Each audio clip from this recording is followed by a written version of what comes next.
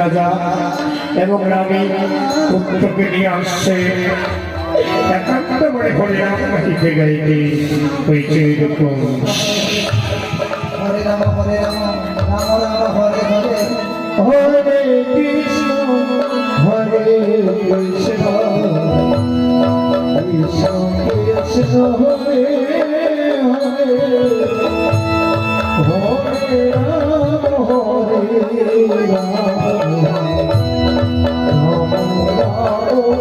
হরে হরে হরে কৃষ্ণ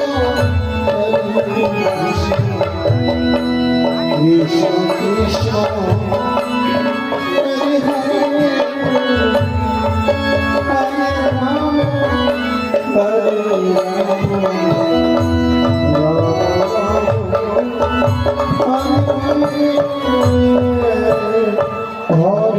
কৃষ্ণ হরে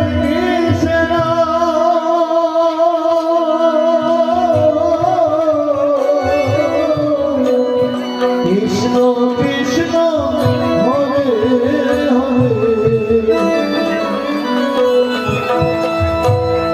হরে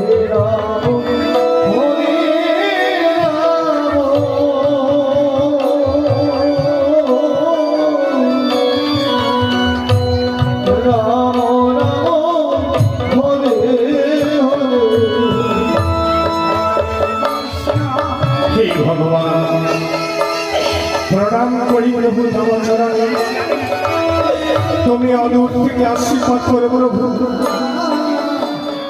তুমি তো জানো ঠাকুর প্রজাদের সুখী আমার সুখ প্রজাদের শান্তি আমার শান্তি তাই অদূর থেকে তুমি আশীর্বাদ করো তোমার আশীর্বাদে সারা জীবন মনে আমি যেন প্রজাদের মুখে হাসি দেখতে পারি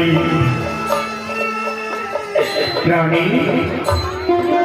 স্বামী ওকে মহারাজ আমায় কিছু বলছে প্রভু হ্যাঁ আজ আমি তোমাকে কিছু বলতে চাই জানো রানী এতদিন যেমন আমি রাত পরিচালনা করে এসেছি কোনোদিন আমার মা ওখানে ধুধু করে না জানি কেমন কেন আজ আমার মা ওখানে ধুধু করে রয়েছে না জানি কেন আমার পদবল থেকে শরীরে কিন্তু আজ আমার ভয় হয় আমার চিন্তা হয় আমার চন্দ্র হংস ক্ষেত্রে জানো রানী একদিন আমার পুত্র চন্দ্রহংস আমার মধ্যে রাজপ্রাসাদের রাজ চক্রধর রাজা হয়ে প্রজাদের ঘরে ঘরে দান করবে কিনা প্রজাদের ঘরে ঘরে দান করবার পর পরের দুঃখকে নিজে দুঃখ মনে মনে করবে কিনা অতিথি সেবা করবে কিনা তাই আমার চিন্তা হয় স্বামী ওকে মহারাজ এইভাবে পুত্রের চিন্তায় না হয় আমার পুত্র চন্দ্রহংস জ্ঞানের কথা বলেই দেখো না প্রভু ঠিকই বলেছ রানী তুমি ঠিকই বলেছ ওরে পুত্র বাবা বাবা আমায় তুমি কিছু বলছো বাবা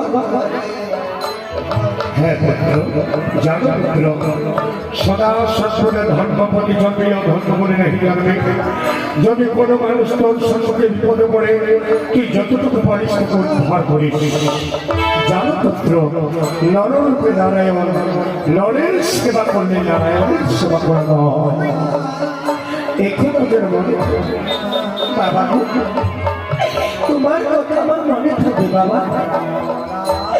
আমাকে আশীর্বাদ করো বাবা আমি যেন পর হতে আদর্শ মানব হতে পারি দেখি তোমার ভাবার করতে আমি তোমাকে আশীর্বাদ করছি পুত্র তুমি সদা সর্বদাই ধর্ম পড়ায় থাকো রানী আজ আমার চিন্তা হয় প্রজাদের জন্য না জানি কোনো প্রজা মহাবিপদে পড়েছে না জানি মনে হচ্ছে আমার কোনো প্রজাদের আমাকে রেখেছে তুমি আমার প্রত্যেক ঠাকুর আজ মাসালে আমি যেন প্রজাতন্ত্র করতে কি বলছো মহারাজ তুমি প্রজাদের ঘরে ঘরে প্রজাতন্ত্র করতে যাবে কেন সেনাপতি ধৃষ্ট বুদ্ধিকে মাঠিয়ে দাও সে প্রজাদের ঘরে সুখ শান্তি দিয়ে ফিরে আসে রাজপ্রাসাদে। ঠিকই বলেছ রানী, তুমি ঠিকই বলেছ। এই কে আছিস? পাঠিয়ে সেনাপতি ভীষ্ম বুদ্ধিকে জয় কর্তৃত্বের রাজ্যের জয় হোক, জয় কর্তৃত্বের রাজ্যের জয় হোক, জয় কর্তৃত্বের রাজ্যের জয় হোক। মহারাজ প্রণাম করি মহারাজ আপনার চরণে, রানীমা আপনার চরণে জানাই আমি শত শত প্রণাম। ভাই চন্দ্রহংস, তোমাকে আমি নিজের ভাইয়ের মতো স্নেহ করি। ভাই তোমাকে জানাই আমার আন্তরিক ভালোবাসা ও অভিনন্দন। মহারাজ বলুন কি বা কারণে আমাকে আদেশ করেছে? সেনাপতি ভীষ্ম বুদ্ধি আদেশ করার কারণ রয়েছে। আজ আমার ভয় হয় ওই প্রজাদেরকে নিয়ে, না জানি কোন প্রজারা কাঁদতে কাঁদতে জীবন হয়ে গেছে। তাই তুমি আমার অনুমতি নিয়ে তুমি সমস্ত প্রজাদের ঘরে ঘরে যাবে, প্রজাদের কাছে যাবে প্রজাতন্ত্র করতে। যে প্রজার অন্নহীনতাকে অন্নদান করবে, যে প্রজার তাকে বস্ত্রহীনতাকে বস্ত্রদান করবে, সমস্ত প্রজাদের ঘরে ঘরে প্রজাদের প্রতি হাসি তুলে তবে রাজনীতির সাথে ফিরে যাবে। মহারাজ আপনার আমি সবাই সাধারণ গ্রহণ করলাম। এই আমরা আপনার অনুমতি নিয়ে চলে যাচ্ছে আমি প্রজাদের ঘরে ঘরে প্রজাতন্ত্র করবো।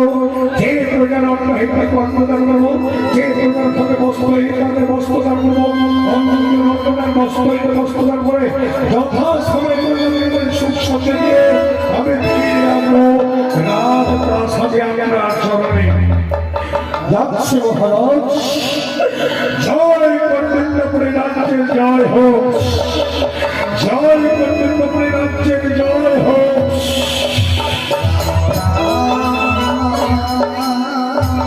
রানী চলো আমরা গোবিন্দ মন্দিরে ঠাকুর প্রার্থনা করতে যাব। সমস্ত রাজ্যের প্রধান যেন সুখ শান্তিতে থাকে। তাই চলো মহারাজ, চলো আমরা গোবিন্দ মন্দিরে ঠাকুরের কাছে প্রার্থনা করতে যাই।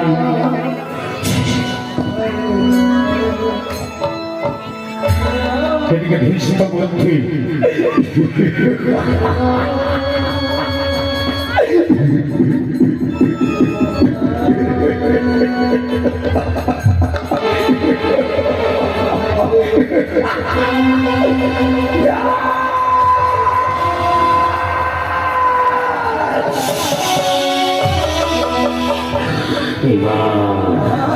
এবার আমি চক্রান্ত করবো। ওই কোনো বিমুখ রাজা আমাকে প্রজাদের ঘরে ঘরে প্রজাতন্ত্রকে পাঠিয়েছে। তাই আমি ছলনার আশ্রয়ে সমস্ত প্রজাদের ঘরে ঘরে আমি মিথ্যার প্রবাদ জানিয়ে দেবো। ঘরে ঘরে রাজ্যের প্রজাবাসীরা তোমরা সবাই শুনে রেখো, আমি বিমুখ রাজার আদেশে সমস্ত কিছু কর্ম করতে এসেছে। শুনে রাখতো না, ঘরে রাজ্যের প্রজাবাসীরা উপযুক্ত সময় নির্ধারিত সময়ে উপযুক্ত গৌরবের মধ্যে তাই সবাই এই রাজ্যে রাজা আদেশে তাকে অনেবে উপযুক্ত করে দেবে। আর শুনে যে প্রজাবাসীরা বৈষ্ণব ব্রাহ্মণটা করতে পারবো না, যে বৈষ্ণব ব্রাহ্মণটা লতা পাতা ফল খেয়ে বৃন্দাবন করে সেই বৈষ্ণব ব্রাহ্মণের আমি কর নেবো, রক্তই নেবো কর হিসেবে।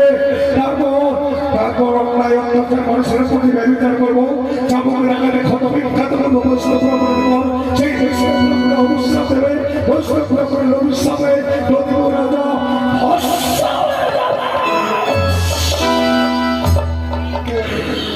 সমস্ত প্রজারা যখন জানবি রাজা আল্লাহ অত্যাচার করতে চলেছে, কেউ তাকে সহ্য করতে পারবে না। ধৃষ্ট বন্ধুকে রাজ্যে রাজা করবে, তারপর আমি মহারথে উত্তেজিত হয়ে এই কন্যাটা বলে রাজ্য মহাত্মা নিয়ে আমি রাজ পরিচালনা করবো।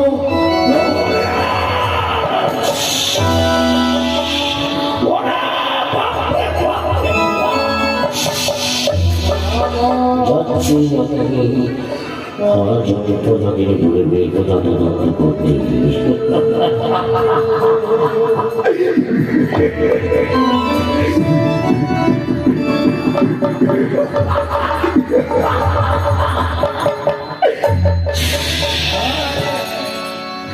এইভাবে খ্রিস্ট বুদ্ধি সমস্ত প্রজাদের ঘরে ঘরে খবর আদায় করতে চলেছে।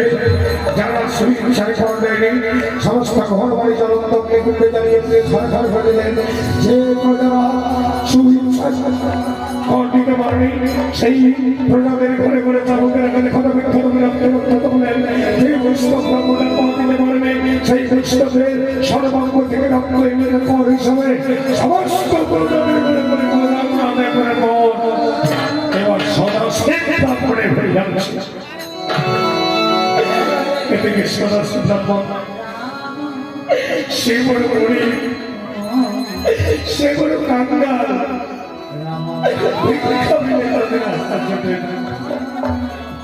সে এমনই কাঙ্গাল